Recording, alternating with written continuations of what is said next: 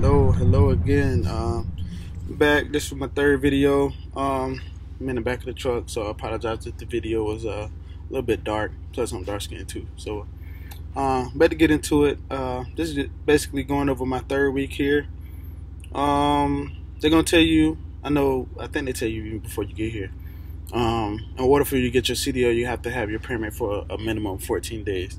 So after I left PSD, not PSD, after I left orientation, I was out on the road for about 9 days.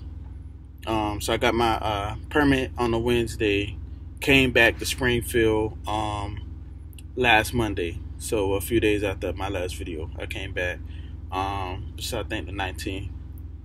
Yeah, it was the 19th. My birthday was on the 20th. But so yeah, got back to Springfield, Missouri. Tuesday and Wednesday, we went to the pad, practiced on back end. That was basically the only portion of the test that I didn't get a chance to practice on while I'm out on the road. 9 times out of 10, you probably won't get as much chances either because of the loads that they give you. So you'll get to practice probably some pre-trip. I encourage you to do it on your own because sometimes your instructor might not, care if you do it or not. But yeah, practice pre-trip. So yeah, Tuesday and Wednesday got back. I focused on backing. The first day, I think I stayed on the pad for like 8 hours. When you get back, your instructor can reserve the pad twice a day for 2 hours each, so total 4 hours. But you're gonna get there like we did. Sometimes the pad is empty or somebody's schedule and hasn't shown up yet, so you want to utilize as much time as possible. So for us, we had our 4 hours on that Tuesday, and some people didn't show up, so it was like we bounced from pad to pad. Somebody showed up and was like, "Hey, this our pad, whatever." Okay, cool. We're gonna bounce, whatever, but we're gonna take advantage, of what we could. And then plus, ain't nobody really there at nighttime, so I came back at nighttime as well to practice on my backing because I was really kind of nervous about it. That was the only thing I couldn't get down. So yeah, came back Wednesday, did it again for another hour. I can't remember how much, but I was practicing a lot. So I was practicing a lot. That was Tuesday and Wednesday. Took my test on Thursday. But before I get to that, I think this week, I don't know, I think it was really frustrating just a bit, main so because like backing was kind of, I ain't gonna say hard, but it was just like, it was annoying me. Like I was like, why am I not getting this? Why am I sitting out here all this time and not, understanding how to get the concept of backing this dang on trailer up? My trainer started pissing me off. He was talking to me and I wasn't getting it. So it was just a lot going on. I mean, ain't nothing major happening like that, but it was just like, my black side almost came out. I'm gonna just say that. So it took a lot for me to maintain my composure, but I did. So yeah, Tuesday and Wednesday, that's what happened. Finally got it down on Wednesday afternoon. Took my test on Thursday, which is the crazy part. So Thursday, the way the order is pre-trip, backing, and then your road test. You can't go to one without passing the next. So if you don't pass backing, but you pass, so you go pre-trip, you don't pass backing, you have to wait to do backing the next day, and then you can do road test. You can't just fail backing and then go road test and then come back.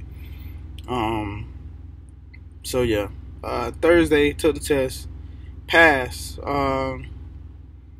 pre-trip and backing. I did not trifecta.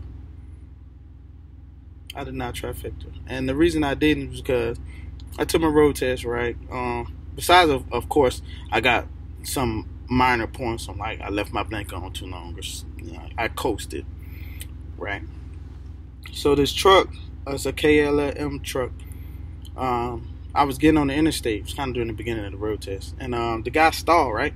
He stalled. Well, yeah, he stalled. You could see the truck just shaking and everything. So I come to, my light was red.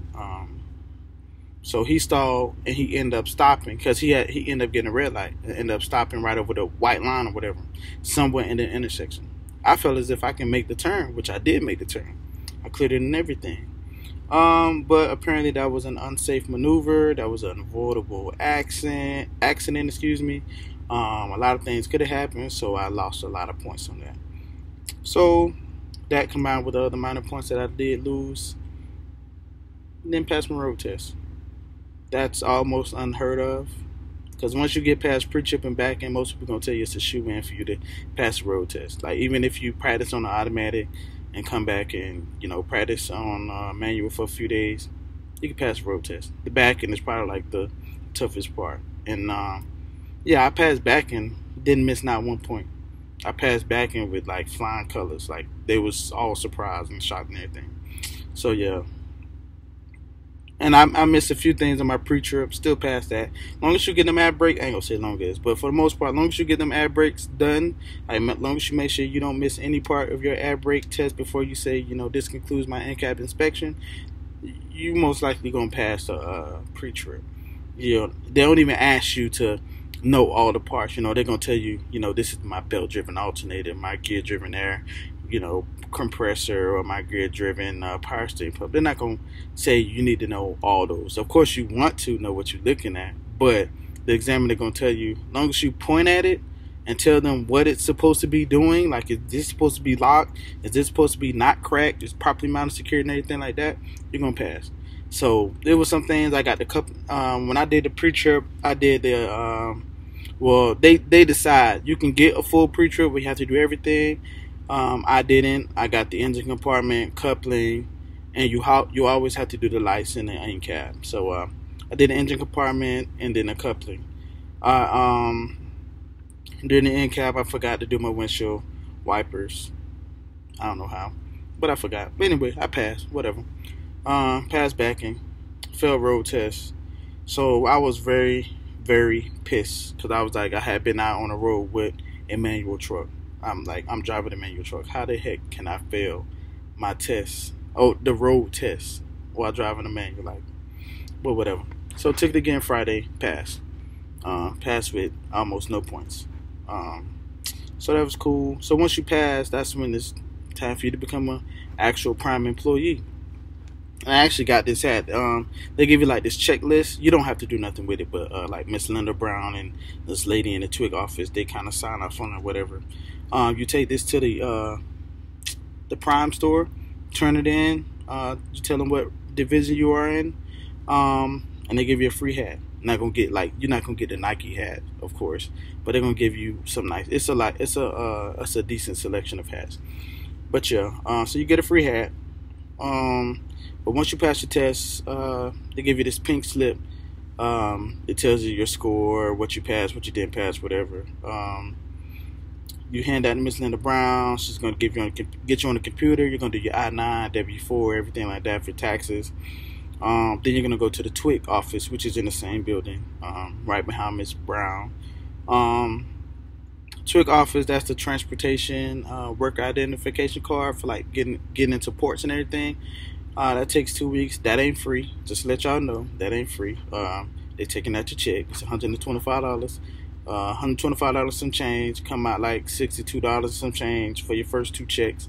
So yeah, just let y'all know, your first few checks might be a little skimp. In addition, if you took out those $200 that they give you each Friday, they're gonna get their money. So yeah, did that. Do that. Then you have to go to the DMV. DMV. That's when you got to have your hard copy to take it to the DMV. You can't use a paper permit. So if you don't have your hard copy, more than likely they have it in the post office, or Miss Brown has it. So you take it up there. It's $70 to get your CDL. So I know they told y'all $155 coming here. You're gonna need more than that. But I have heard, if you don't have it, don't let that deter you from coming. But I heard Prime will work with you. Plus you get the $200 every Friday anyway, so it's like, hey, cut back on eating. Well, I ain't gonna say cut back on eating, but calm down a little bit, and yeah, use that. So them $70, you need to have that. They take cash, card, all that good stuff. And they got an ATM machine there too. So if you want to use your Com Data card and take the money out, you can use it at the ATM. But yeah. So then once you come from the DMV, then you got to go back to see Miss Brown. That's when she gonna check if you have any more CBTs to do. After orientation, after you completed those CBTs, once you kind of get closer to coming back to take your test, you're gonna have some more CBTs to do. That's another couple of hours. So you're gonna make sure before you try to take your test, make sure you have them done, because otherwise, you got to do them anyway because they're gonna check for them. So make sure you have them done. She's gonna check for that. That's when she's gonna issue your actual. Oh, I ain't gonna show y'all my card, but she gonna show y'all actual. She gonna give you your actual Prime card. It's the same. It looks the exact same as your student card. Instead of having a green border, it has a gold border, and instead of having student driver, it don't have nothing, and it has a different number. But yeah, and that's it. I'm in TNT right now. We left Saturday morning. We couldn't get a load on Friday, so we left Saturday morning. Sunday. We're supposed to go home this weekend, coming up like the 29th, but for some reason, I guess Florida don't have that many loads, or the pickings ain't that great. So we actually came to Florida a bit early. We're still trying to figure out what we're gonna do tomorrow. If we're just gonna take our home time early, or if we're just gonna try to get some more loads and then wait it out to the end of the week. But yeah, that's it. I think I'm gonna probably do another video, probably on like some tips or like an overview of my whole PSD. Stuff, basically going over stuff that I wish I would have known before I got here. Like, again, just trying to help somebody out. Make sure I ain't missing nothing. Yeah, that's about it. But so week 3, that was it. Not too much, but just practicing. Test really not that hard. Get here, do your thing, practice. Don't take the test until you're ready to take the test. I don't care if your instructor say we're just gonna be here for 2 days, we're gonna come back. Listen, tell them, hey, I ain't ready. Don't schedule me. Don't schedule me yet. Don't get scheduled to take that test until you're ready. Like 100% ready, so you can trifecta and get the bonus. The bonus for trifecta is like $250 for you, then like $875 for your instructor. If you don't trifecta, you pass it. Like I did the second time, you still get like 100. I don't know what your instructor get, but again, thank y'all for watching my videos. Y'all have any questions, feel free to shoot them in the comment section. And just be on the lookout for my next video, and I hope y'all enjoy the rest of y'all day. Peace.